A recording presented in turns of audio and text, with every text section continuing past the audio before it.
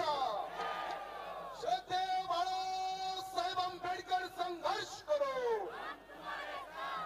बाळासाहेब आंबेडकर संघर्ष करो वंचित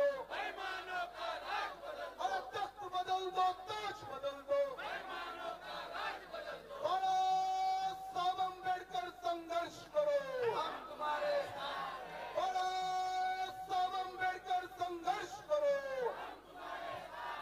वंचित बहुजन आघाडीचा वंचित बहुजन आघाडीचा अरे तख्त बदल दो ताज बदल दो अरे तख्त बदल दो ताज बदल दो वंचित बहुजन आघाडीचा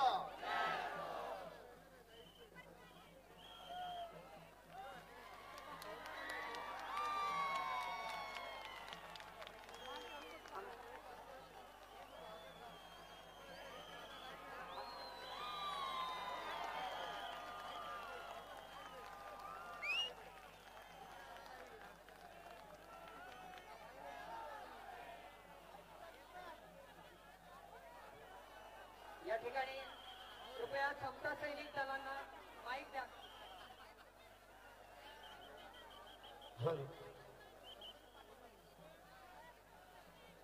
या ठिकाणी समता सैनिक दलाचे प्रमुख आदरणीय साहेबांना या ठिकाणी सलामी सादर करतील आणि त्याच्यानंतर या कार्यक्रमाला सुरुवात होईल. हॅलो हॅलो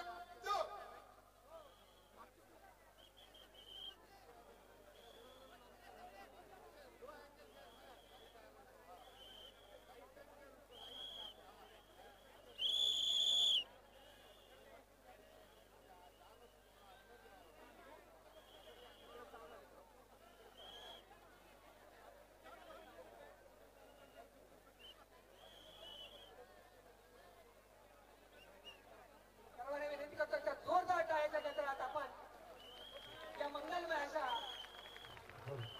कार्यक्रमाचे या ठिकाणी स्वागत करूया. भारतीय संविधान अमर रहे. या ठिकाणी साहेबांच्या वतीनं भारतीय संविधानाला खऱ्या अर्थानं संविधान रक्षक म्हणून बाळासाहेब आंबेडकरांना बघितलं जातं.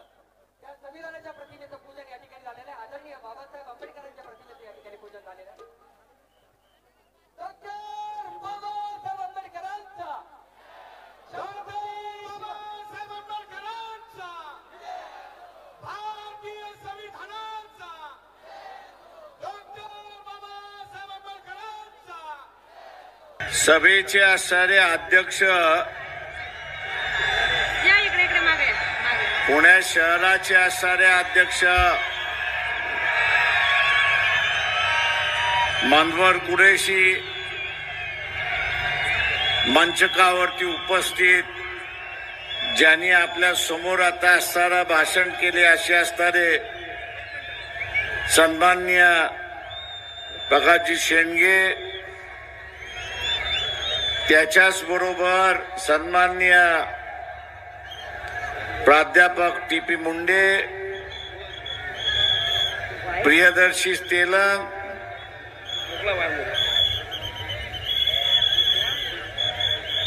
व्यासपीठावरती बसलेल्या सगळ्यांचीच नावं मी घेत नाही. उपस्थित बंधूंनो आणि भगिनींनो, शिटी वाजवणारे जे आहेत त्यांनी पहिल्यांदा थांबवा.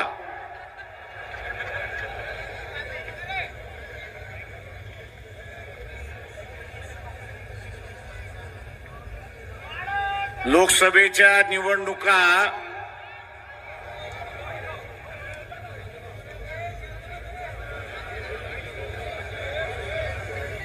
या जवळ आलेल्या आहेत.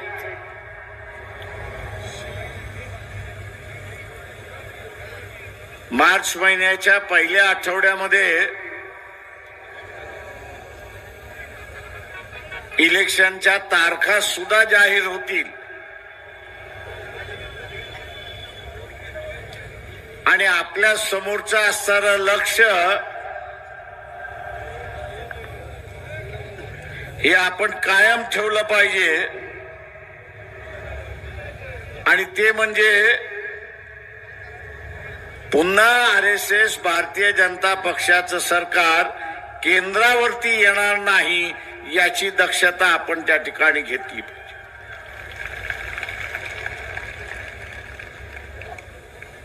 या इलेक्शनच्या अगोदर बऱ्याच घटना घडतील.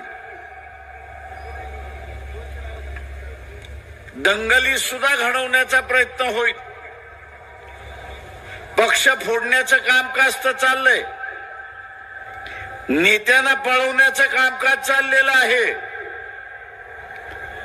पण शेवटी मतदाराने दाखवण्याची गरज आहे की खरा या देशाचा राजा हा मतदारच आहे आणि तोच ठरवेल की उद्या सत्तेवरती कोण बसणार आहेत.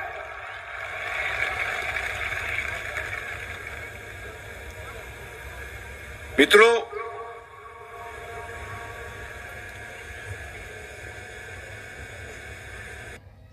आपल्याला असणारा उद्या युती होईल न होईल सांगता येत नाही. व्हावी अशी आपली असणारी इच्छा आहे, पण आपल्या इच्छेचं काय करणार? का मोदी असणारा रिंग मास्टर बसलेला आहे.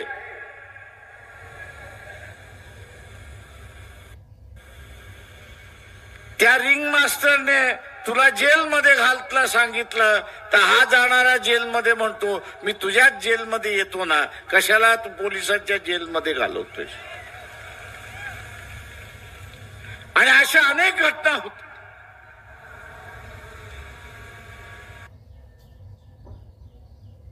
अशा अनेक घटना त्या ठिकाणी होत. पण काही झालं तर आपण आपलं गणित पक्क करून घ्यायचं. आपलं गणित काय? फुले शाहू आंबेडकरी विचाराचा एक मतदार, फुले शाहू आंबेडकरी विचाराचा एक मतदार यांनी आपल्या बरोबर 5 मतदार जोडले पाहिजे. आपलं गणित काय? एक फुले शाहू आंबेडकरी मतदाराने, एक फुले शाहू आंबेडकर मतदाराने त्याच्या बरोबर 5 मतदार जोडले पाहिजे. आणि ज्या दिवशी 5 मतदार आपण जोडलेले आहे त्या दिवशी भारतीय जनता पक्ष RSSचं सरकार केंद्रामध्ये येणार नाही हे आपण सरळ लक्षात घ्या.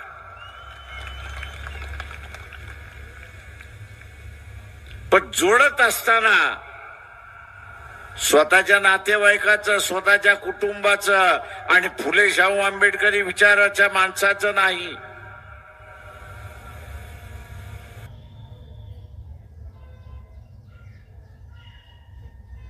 जो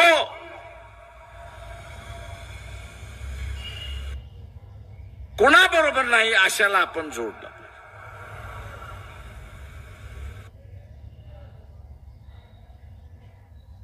हे शक्य आहे का?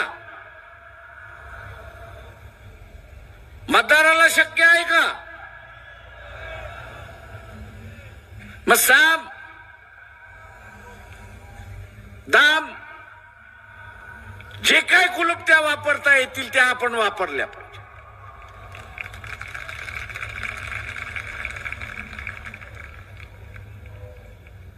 हे पक्षाचं निवडणूक नाही. ही आपली स्वतःची निवडणूक आहे हे आपण लक्षात घेतलं.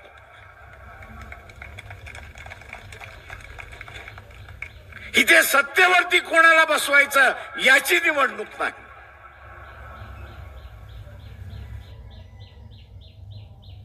या ठिकाणी आपले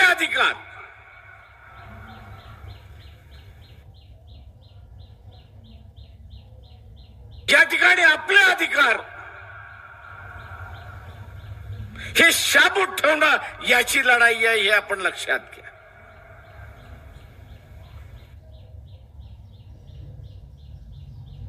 उद्याची व्यवस्था काय होणार याची चुणूक इथल्या सरकारने दाखवून दिली.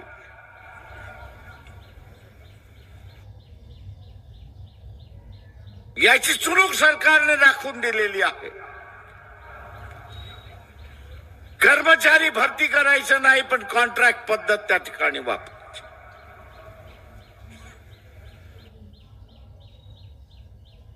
कॉन्ट्रॅक्ट वरती कामगार भरती करायचं. 2 वर्षासाठी 4 वर्षासाठी आणि मग त्याच्या समोर पुन्हा नव्याने असणारा वेट बिगार पद्धत आणायची अशी परिस्थिती आहे. पुन्हा वेट बिगार पद्धती का कॉन्ट्रॅक्ट वरती असल्यामुळे शाश्वती नाही, हमी नाही. शाश्वती आणि हमी नसल्यामुळे तो ज्या ठिकाणी काम करतोय, ज्याच्याकडे काम करतोय त्यांनी सांगितल्याप्रमाणे वागल्याशिवाय त्याच्याकडे प्रयत्न नाही हे लक्षात घ्या. वागला नाही, ऐकलं नाही तर टर्मिनेशनची नोटीस आली तो उपास माराला. मग आपला उपासमार टाळण्यासाठी जे सांगितलं ते केलं जाईल अशी परिस्थिती आहे. आणि म्हणून हे आपल्याला वेठबिगार नव्या पद्धत पाहिजे का? बाबासाहेबांनी ही वेठबिगार पद्धत बंद केली. सरकारी कर्मचाऱ्याला चुका केल्याशिवाय काढता येणार नाही. त्याचं वय होत नाही तोपर्यंत एक शाश्वत दिलं, त्याला शाश्वत केलं. पण आता असतानाही शाश्वत काढल्या जात, अशाश्वत केल्या जात. हमी होती ती हमी संपवल्या जाते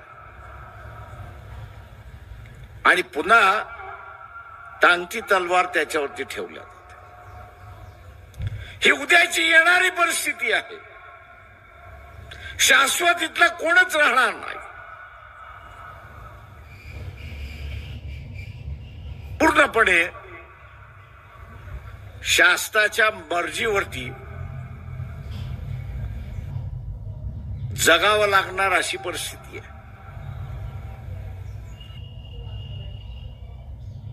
राजेशाही संपली. पूर्वी राजेशाहीच्या मर्जीप्रमाणे जगावं लागत होतं. स्वातंत्र्य मिळालं, संविधान आलं आणि आम्ही आमच्या मर्जीप्रमाणे जगायला लागलो.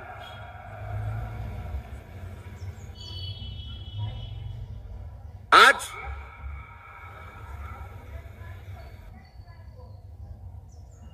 हीच मर्जी जी आहे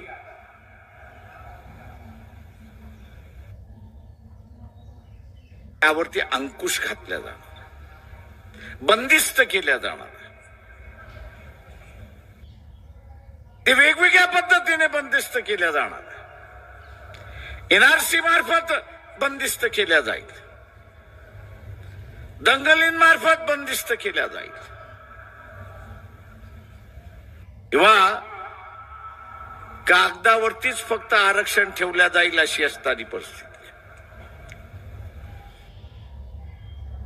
हा लढा पक्षांचा लढा आहे म्हणून असं बघून चालणार नाही. कुठला तरी पक्ष सत्तेवरती बसवत होता, या अगोदर बरोबर होत का? या सगळ्या पक्षाने घटनेने दिलेल्या चौकटीच्या बाहेर आम्ही जाणार नाही हे स्वतःवरती घालून घेतलेलं बंधन होतं. त्याच्यामुळे लोकांचं स्वातंत्र्य हे अबाधित राहिलं. आज आपल्याला असणारं दिसतंय की RSS बीजेपीचं असणारं सरकार हे म्हणतंय की आम्ही संविधानाच्या चौकटीमध्ये राहणार नाही, तर ज्या ज्या वेळेस मिळेल त्या त्या वेळेस आम्ही मोडणार आहोत आणि लोकांना बंदिस्त करणारी व्यवस्था आम्ही करणार. आपल्याला बंदिस्तामध्ये जगायचं आहे का याचा निर्णय या लोकसभेमध्ये द्यायचा आहे हे आपण लक्षात घ्या. आज आपण बघत असाल की ज्या भांडणाचं गरज नव्हती, मार्ग काढता आला असता. सायमन कमिशनचा रिपोर्ट जो बीजेपी जो बाबासाहेबांनी दिला, त्या सायमन कमिशनच्या रिपोर्टमध्ये बाबासाहेब असं म्हणाले होते की ज्या जातींचा उल्लेख केला होता त्याच्यामध्ये त्यांनी गरीब मराठ्यांचा सुद्धा उल्लेख केला होता. त्यांनी गरीब मराठ्यांचा सुद्धा उल्लेख केला होता, पण त्या काळात झालं नाही. आता परिस्थिती खालवली आणि पुन्हा आपल्याला दिसतंय शांततेने सोडवण्याच्या ऐवजी ओबीसी विरुद्ध मराठा, मराठा विरुद्ध ओबीसी असं भांडण त्या ठिकाणी लावलेलं आहे. वंचित बहुजन आघाडीने भूमिका घेतलेली आहे. वंचित बहुजन आघाडीने भूमिका घेतलेली आहे की ओबीसीचं ताट हे वेगळं असलं पाहिजे आणि गरीब मराठ्याचं ताट जे आहे ते वेगळं असलं पाहिजे हे असणारं लक्षात घ्या.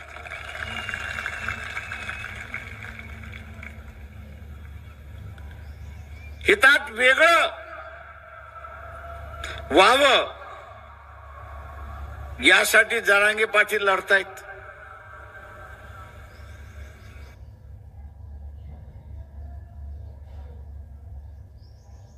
त्यांना माझा असणारा प्रेमाचा सल्ला आहे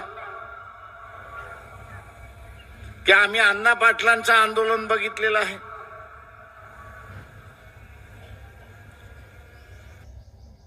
अण्णा पाटलांचं आंदोलन जिरवण्यात आलं.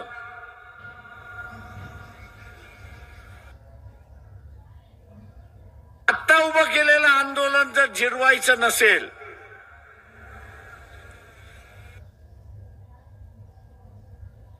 तुम्हाला इलेक्शन मध्ये उभं राहिल्याशिवाय दुसरा पर्याय नाही.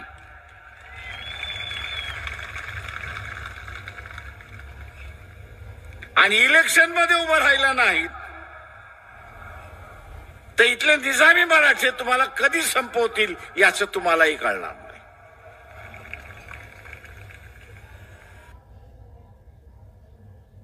कारण इथल्या गरिबांच्या चळवळी कधीच उभ्या राहिल्या नाहीत, त्या उभे राहू दिलेले नाहीत. आज आपणही जे करतोय ते इथल्या असणाऱ्या गरिबांच्या चळवळी उभ्या करतो, उपेक्षितांच्या चळवळी या ठिकाणी उभे करतो. या उपेक्षितांच्या चळवळीमध्ये एकजूट होणं हे त्याच्यातलं महत्वाचं आहे.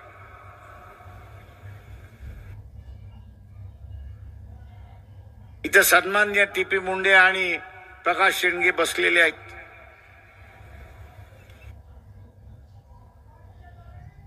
आपण जे करत आहात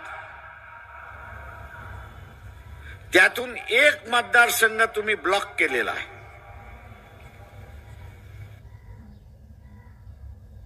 तुम्ही एक मतदारसंघ बंद केलेला आहे, त्याला वेगळा पाडलेला आहे.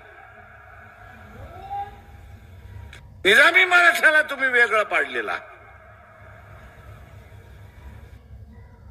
नवीन मित्र हा शोधावा लागेल हे सारं लक्षात घेतलं. आणि हा नवीन मित्र शोधायचा असेल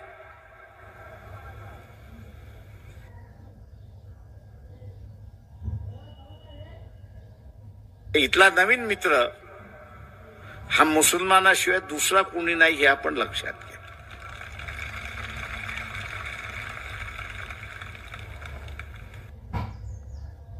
हा मुस्लिम समूह सुद्धा स्वतःची असणारी सुरक्षिता राजकीय पक्षांमध्ये शोधतोय. मुस्लिम समाजालाही सांगतो, राजकीय पक्ष तुम्हाला सुरक्षिता देणार नाहीत. राजकीय पक्ष तुम्हाला सुरक्षिता देणार नाहीत. या वंचितांच्या सभेमध्ये आणि वंचितांच्या आंदोलनामध्ये मुसलमान सहभागी झाला, तिथे त्याला सुरक्षिता मिळेल हे असताना लक्षात घ्या.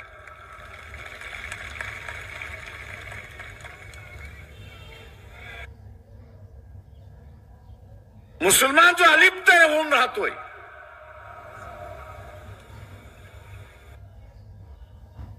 त्याच्या अलिप्तपणातून त्याला बाहेर पडावं लागेल.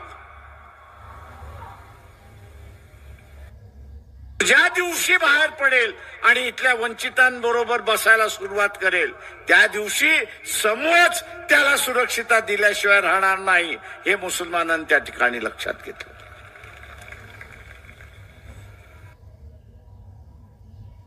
मी असणारा ओबीसीना विचारत असतो की तुमचं आणि मुसलमानाचं भांडण काय.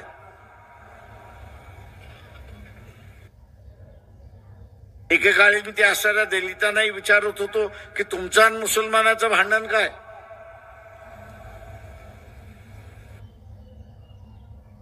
तुम्ही राजे महाराजे होतात का.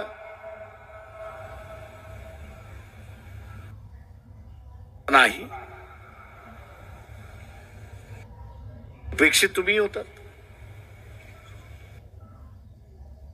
दरबारी सुद्धा नव्हतात अशी असणारी परिस्थिती, चोपदार नव्हतात अशी असणारी परिस्थिती होती. शिवाजी महाराजांचा काळ सोडला तर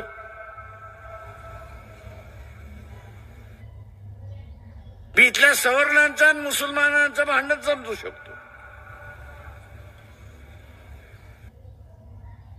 का सवर्णांकडे बसलो तर ते म्हणा 800 वर्ष मुसलमानांनी राज्य केलं, म्हणजे 800 वर्ष ते गुलाम राहिले आणि आता ते 800 वर्ष मुसलमानांना गुलाम करायला निघाले. त्यांचं राजकीय भांडण आहे हे आपण समजू शकतो. आणि म्हणून सवर्णांच्या राजकारणातल्या पक्ष जे आहेत त्यांचा प्रचार काय असतो की मुसलमान बदमाश आहे.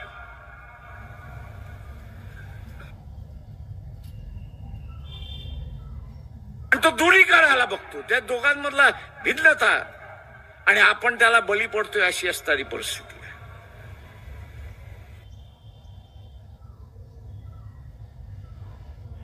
ईपी मुंडे आणि प्रकाशजी शेंडगे उद्या 48 जागा जिंकायच्या असतील तर हा भेद जो आहे ओबीसी आणि मुस्लिम हा मिटावा लागेल. तेव्हाच कुठे आपण 48 जागा जिंकू शकतो.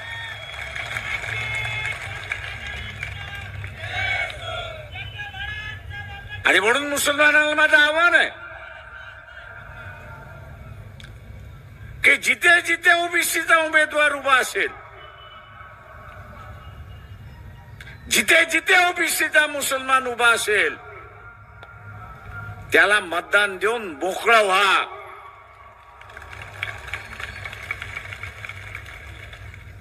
तुमच्या मताने भारतीय जनता पक्षाचं आणि आरएसएसचं सरकार पडणार आहे एवढं फक्त आपण सारा लक्षात घ्या.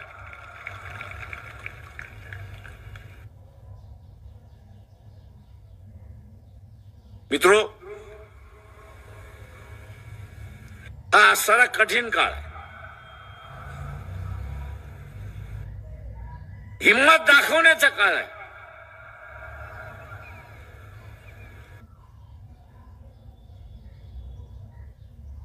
ज्याला रेषा ओलांडणं म्हणतो त्या तो असता नका. जसं मी जरांगे पाटील यांना म्हणतो, हिम्मत दाखवा, समाज तुमच्या पाठीमागे आहे, गरीब मराठा तुमच्या पाठीमागे आहे, हिम्मत दाखवा, निर्णय घ्या, उभं राहा आणि इथल्या असणाऱ्या व्यवस्थेला परिवर्तन करा. हा जो निजामी मराठा आहे, सत्तेवरती बसलेला आहे,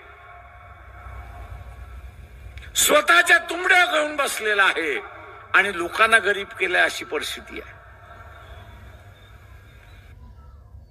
आम्हा निजामी मराठा काँग्रेसमध्ये आहे, तो भारतीय जनता पक्षामध्ये सुद्धा आहे, हे आपण लक्षात घ्या.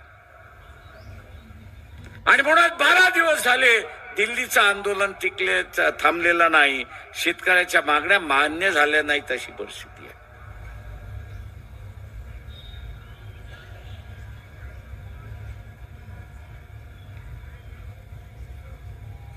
उद्याच्या या कालावधीमध्ये जरांगे पाटील यांनी जशी हिम्मत दाखवली पाहिजे, तसंच टीपी मुंडे आणि प्रकाश शेंडे आपणही असणारी हिम्मत दाखवली पाहिजे की इथल्या मुसलमानांबरोबर बसून एक राजकीय समझोता आपण केला पाहिजे. ही काळाची गरज आहे.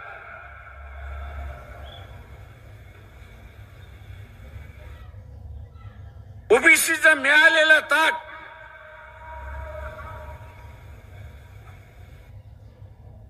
व्हीपी सिंगाच्या निमित्ताने निर्माण झालेलं हे ताट अबाधित ठेवायचं असेल तर हा राजकीय समझोता आपल्याला करावा लागेल, हे लक्षात घ्या. हा राजकीय समझोता करावा लागेल आणि हा राजकीय समझोता आपण जर करू शकलो नाही तर कदाचित ते ताट राहील की न राहील याची असणारी शंका आहे. आरक्षण राहील की न राहील याची असणारी शंका आहे. हे संविधान राहील की नाही याची असणारी शंका आहे. ही लोकशाही राहील की नाही याची असणारी शंका आहे. बंदिस्त व्यवस्था येण्याची सुरुवात होईल.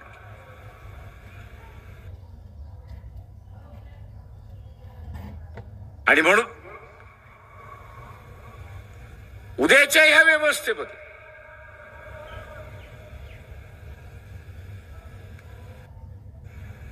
जो बदल आहे,